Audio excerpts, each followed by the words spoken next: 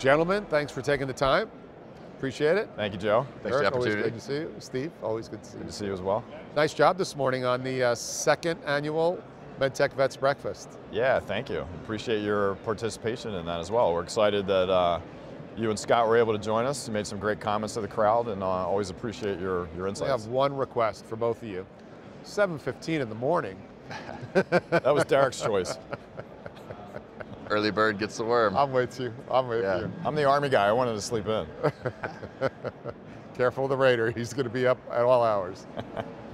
But we had a really solid turnout. I think we had about 70 plus people, even at that time.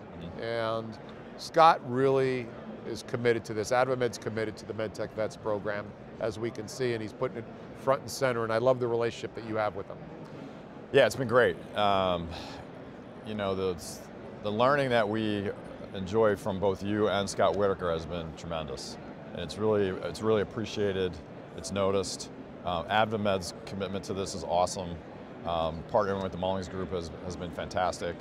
You know, it's really, you know, and you saw it this morning. The theme of the breakfast was building bridges, hiring veterans.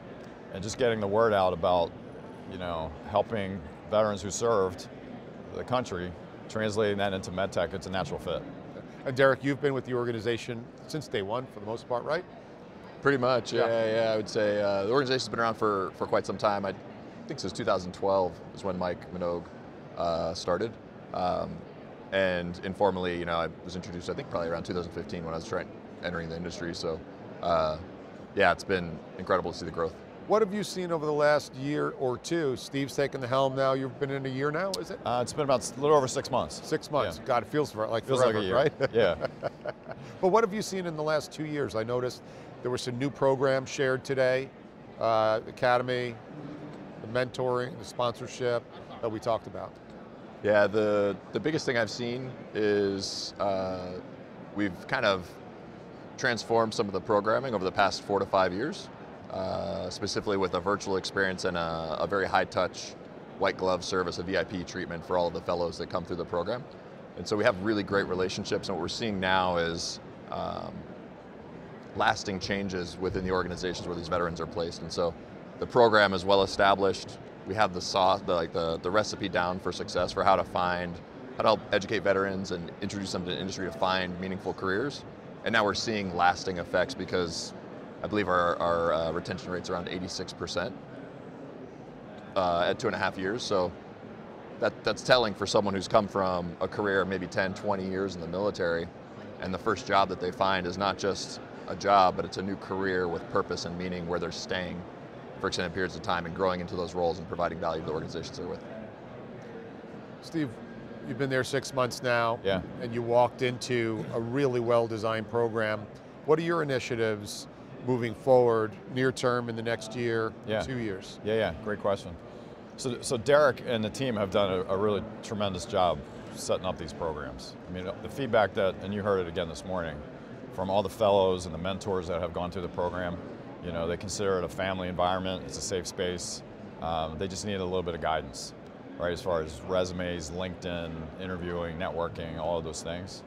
So I think what we're going to do is, because the foundation's been set with people like Derek and Patrice and Amy Ryder and Brianne Terrence, we're now going to add another program. You know, so not just having a foundational program, but we're going to add an executive leadership program. And you know, the intent is really, and Patrice said it this morning a couple times, is to meet the veteran where they are, right? Because everybody's in a different place, different goals. So the foundational program is really to help a veteran understand where they want to go, right? And there's so many different opportunities within MedTech, and that does a great job in doing that. This executive leadership program is maybe more specifically focused on med device, and somebody who wants to come in a medical device company and then move into a leadership role in the next 5 years, something like that. So both programs, I'd say, are complementary to each other. Both have similar goals. The idea is to educate, mentor, and network so we can get them jobs. One of the things that I watched, and it's always good to look at other organizations, how they become successful, and they're in a similar environment, ours is what Kwame has done over at MedTech Color, right? So similar story, 7 years ago there were 70 people in a room. Yesterday there were over 600.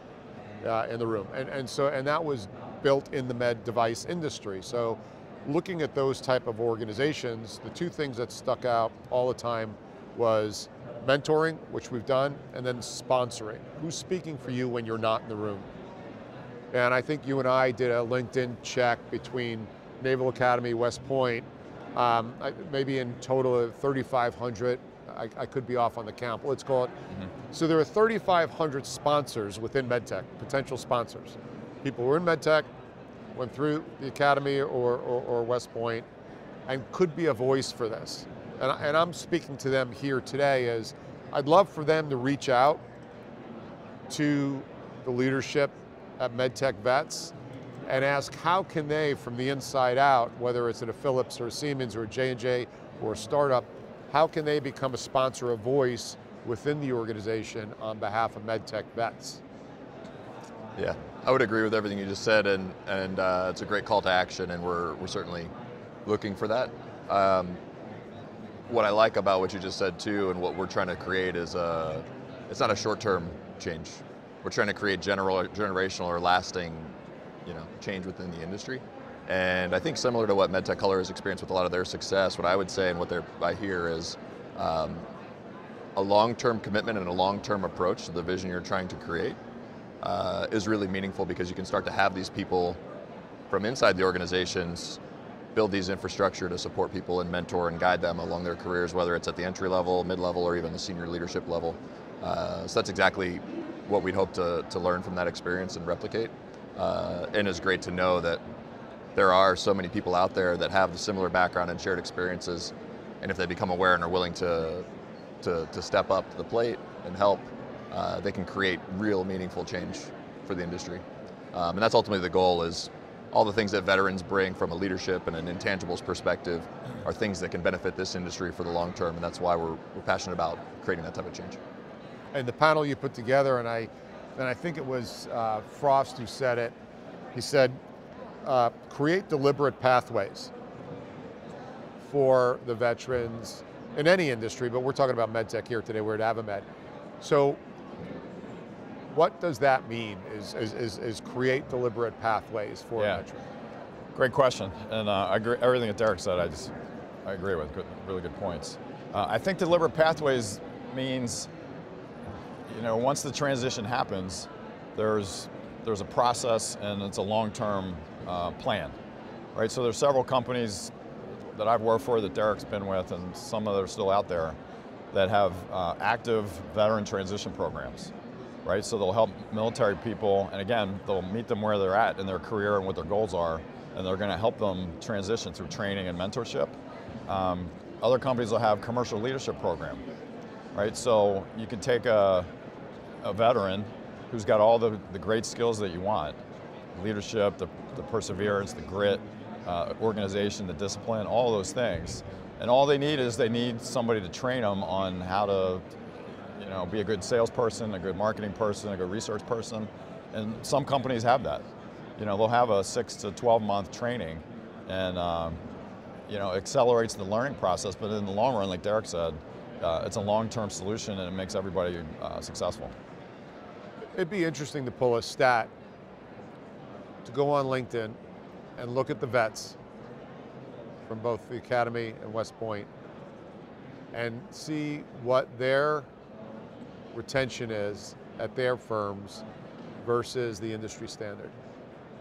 I think I'm going to put my research team on that, because that's a piece of evidence, right, that I think is important as we look at getting MedTechVets insinuated into every MedTech company as an aspirational goal.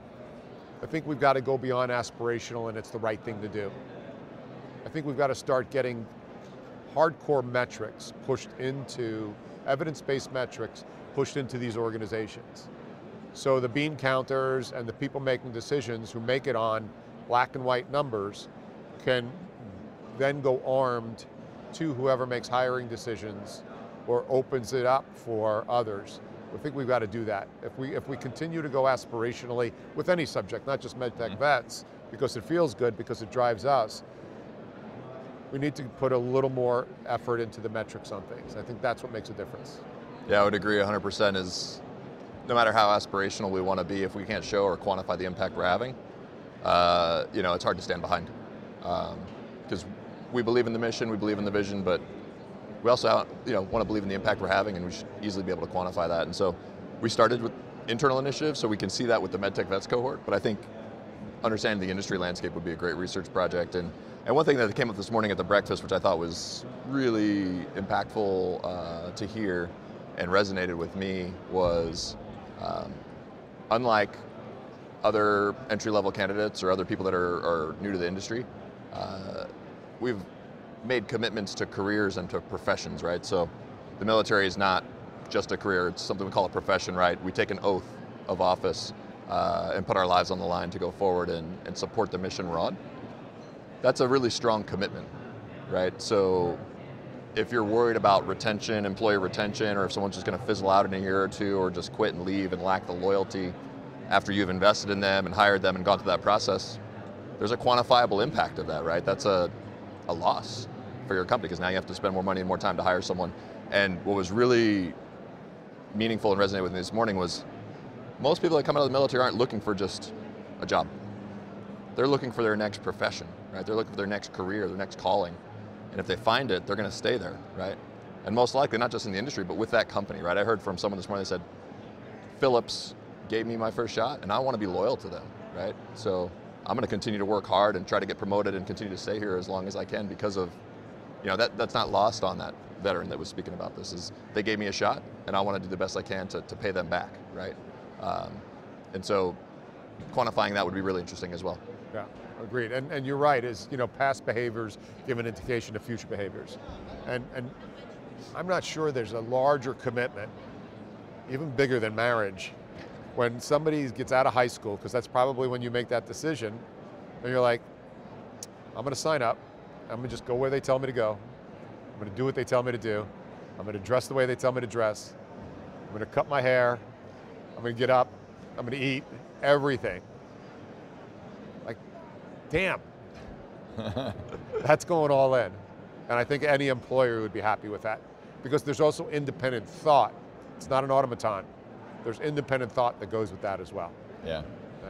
And just to build on what Derek said, and I mentioned this morning, the reason why I joined MedTechVets is because of people like Derek. I was impressed with your background, the leadership team at MedTechVets, and the mission of the group. The mission at MedTechVets is to help these veterans find, what you said, careers with purpose, right? In the medtech industry, through education, networking, and mentoring. And the key word there, again, is purpose, right? Serving the country, there's a higher purpose. I think it translates really well into medtech, serving patients and their families. That was always my favorite part in working at Abiomed, was meeting a patient that recovered on an Impella heart pump. And then you got to meet his wife and his kids and his grandkids, and they would be just so grateful, at the next chance in life that they were afforded because of technology and people who were willing to take care of them. So, great points. Yeah. Well, gents, I appreciate you taking the time, as always. And if you're not part of MedTechVets, become a mentor, reach out to the team, get yourself aligned with the mission they're going through. Appreciate that, and before we cut out too, do want to thank you and Scott. So amazing additions to our board of directors, and can't wait to continue serving alongside you. It shows a commitment, obviously, from you and the Mullings group, but also from Abiomed and Scott. And so incredibly fortunate to have your support and grateful for all that you do for. Yeah, I can speak for Scott. It's a privilege for us to be on the board. Thank you so much, Joe. Yeah, you and Scott have been a tremendous addition. The Mullings group, the Dragonfly, Abiomed, all really great, and we appreciate it. It's going to be fun. Nice. I'm Joe Mullings from the floor of the MedTech conference in Toronto. Be well.